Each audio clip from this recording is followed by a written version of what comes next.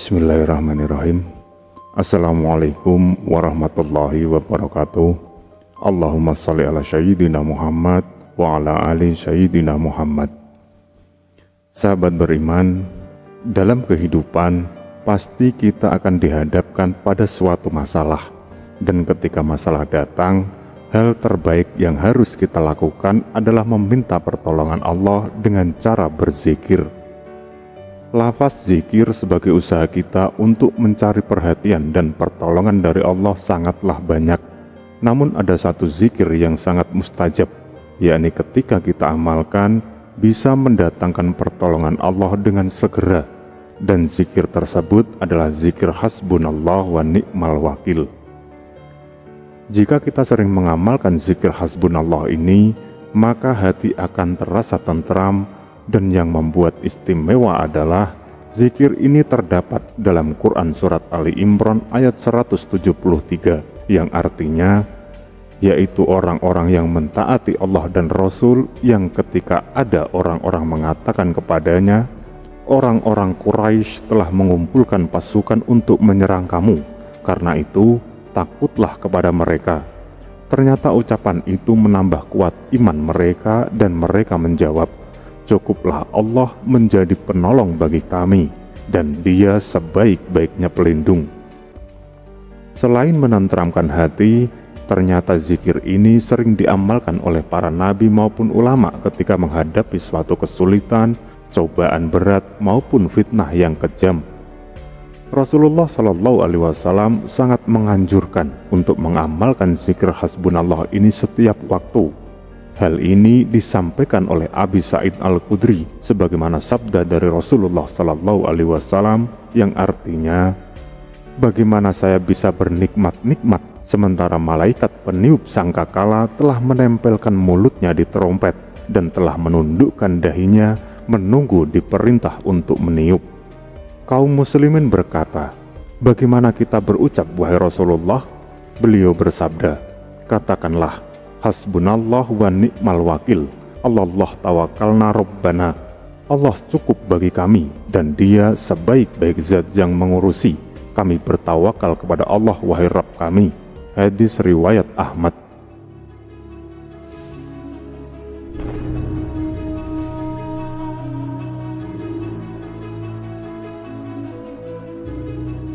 Menjelang perang Badar, Allah menurunkan surah Ali Imran ayat 173. Perang Badar sendiri telah dibuat perjanjiannya antara Nabi Muhammad dan Abu Sufyan.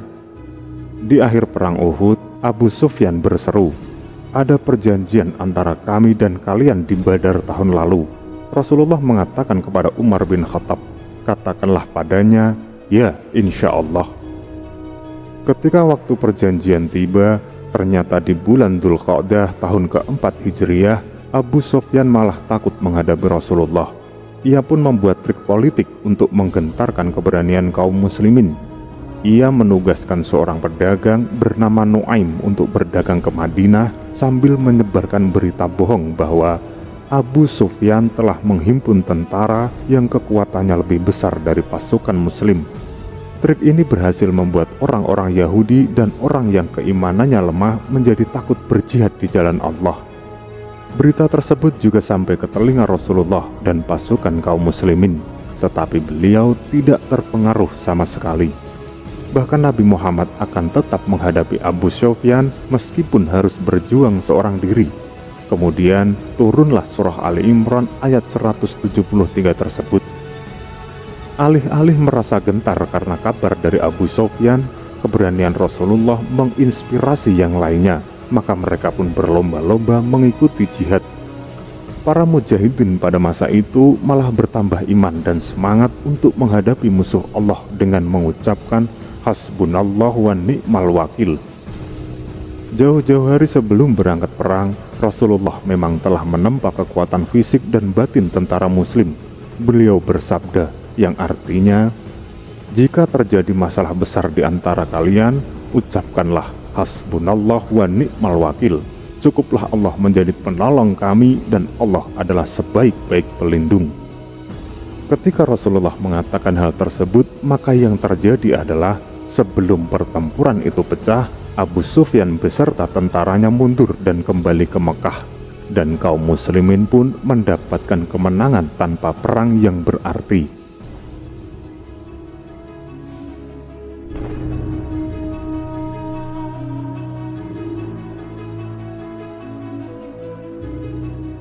Dikisahkan, tantangan dakwah pertama Nabi Ibrahim alaihissalam berasal dari ayahandanya sendiri, Azar, yang berprofesi sebagai pembuat berhala. Allah menganugerahkan mukjizat kepada Nabi Ibrahim alaihissalam berupa pemikiran yang cerdas dan kritis. Ia menyadari bahwa berhala yang dianggap Tuhan sama halnya seperti batu yang tidak mampu berbicara, tidak bisa menolong, dan tidak bisa dimintai pertolongan. Nabi Ibrahim berusaha menyadarkan kaum penyembah berhala, termasuk ayahnya sendiri. Namun, ayahnya menolak dakwah yang ia sampaikan, sedangkan kaumnya pun sangat keras kepala. Kaum penyembah berhala kala itu memiliki tradisi hari raya yang diperingati setiap tahun, dan mereka berbondong-bondong menuju pusat kota untuk merayakannya. Saat itu, ayah Nabi Ibrahim mengajak, tetapi ia menolaknya. Nabi Ibrahim mengemukakan alasan tersebut agar ia dapat melenyapkan kebatilan kaumnya ketika mereka pergi ke tempat pesta hari raya.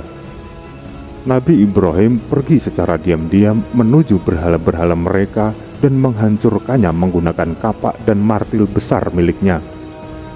Ketika kaum penyembah berhala kembali dari tempat perayaan, mereka sangat terkejut melihat keadaan patung yang biasa disembahnya telah hancur. Mereka lantas bertanya kepada Nabi Ibrahim, "Apakah kamu yang melakukan perbuatan ini terhadap Tuhan-Tuhan kami, hai Ibrahim?" Nabi Ibrahim menjawab, "Sebenarnya patung itulah yang melakukannya. Coba tanyakan saja kepada berhala itu jika mereka dapat berbicara." Lantas mereka merasa kebingungan dengan jawaban Nabi Ibrahim. Karena merasa kebingungan dengan jawaban Nabi Ibrahim, lalu mereka mengatakan, "Sesungguhnya kamu, hai Ibrahim, telah mengetahui bahwa berhala-berhala itu tidak dapat berbicara." Saat itulah Nabi Ibrahim memberi peringatan kepada mereka, "Lalu mengapa kalian semua menyembah selain Allah, sesuatu yang tidak dapat memberi manfaat sedikit pun dan tidak pula memberi mudarat kepada kalian? Celakalah kalian dan celakalah pula apa yang kalian sembah selain Allah. Apakah kalian tidak memahami?" Raja Namrud yang berkuasa pada masa itu pun murka, lantas memerintahkan kepada kaumnya untuk membawa Nabi Ibrahim agar dihukum dengan cara dibakar. Raja Namrud memerintahkan kaum musyrik kala itu untuk bekerja sama dalam mengumpulkan kayu bakar dari berbagai tempat dan membakarnya dalam lubang yang besar.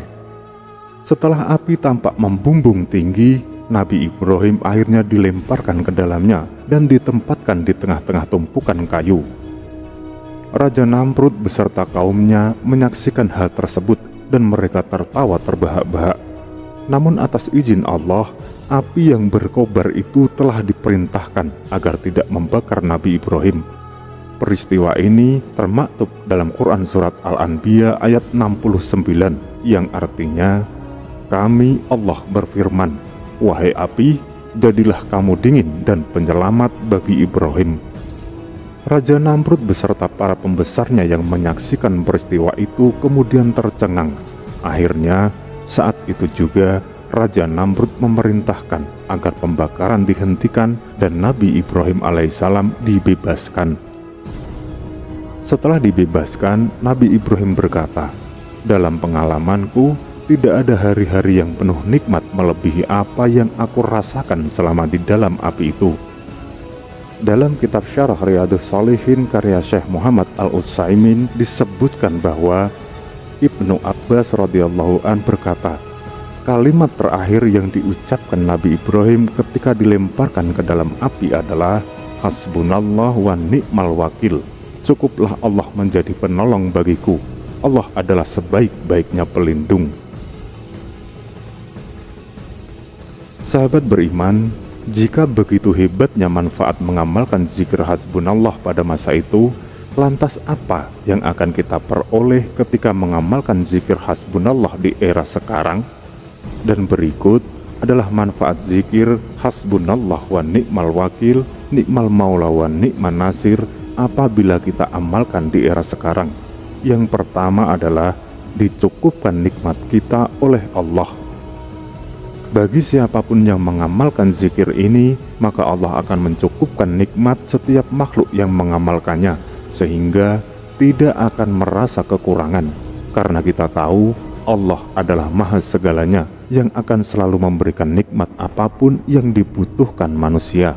Dari itu, kita sebagai salah satu makhluknya selalu diperintahkan untuk bersyukur dan tidak mengeluh dalam setiap kejadian yang sedang menimpa. Kemudian manfaat yang kedua adalah membentuk rasa syukur. Rasa bersyukur sangatlah penting dalam kehidupan setiap manusia, karena dengan bersyukur maka Allah akan memberikan tambahan nikmat kepada kita. Mengamalkan zikir hasbunallah adalah salah satu bentuk rasa syukur kita kepada Allah, sehingga kita akan dijauhkan dari rasa tamak dalam mengejar duniawi semata. Kemudian manfaat yang ketiga adalah terlindungi dari kejahatan makhluknya.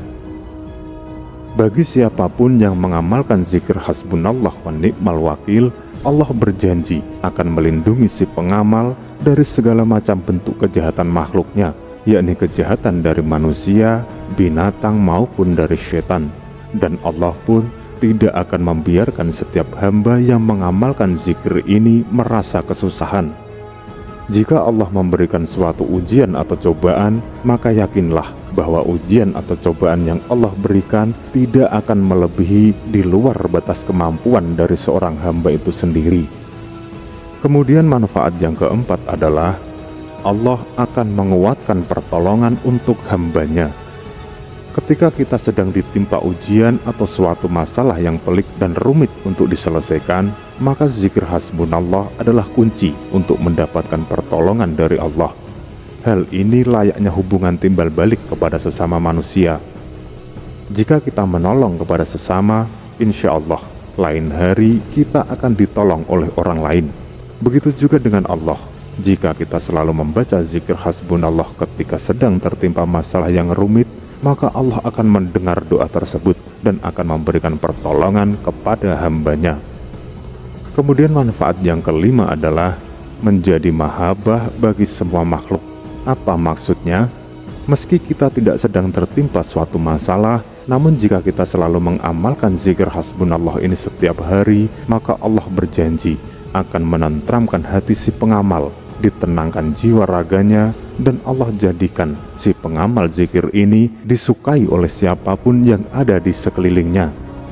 Bahkan jika si pengamal tanpa sengaja berada di sekeliling orang yang pernah membencinya, maka orang tersebut akan berbalik tidak membencinya lagi, karena Allah adalah satu-satunya Tuhan yang maha membolak-balikan hati manusia.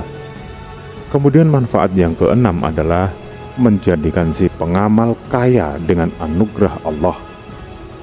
Apabila kita rutin mengamalkan zikir hasbunallah dengan tujuan mendapatkan kekayaan lahiriah juga batiniah yang berkah, maka permintaan itu insya Allah akan didengar dan diberikan kepada kita, dengan catatan harus dibarengi keyakinan juga kemantapan hati kepada Allah. Tanpa itu semua, bisa jadi Allah akan menunda apa yang menjadi hajat kita sampai benar-benar bersih, atau setidaknya bisa mengendalikan dari sifat riya, ujub, takabur, dan sifat-sifat buruk lainnya. Itulah sebagian kecil manfaat yang akan kita dapat di era sekarang ini apabila istiqomah mengamalkan zikir hasbunallah wa ni'mal wakil. Semoga Allah selalu melimpahkan nikmat kepada kita semua. Amin. Amin ya rabbal alamin. Wallahu a'lam bissawab. Wassalamualaikum warahmatullahi wabarakatuh.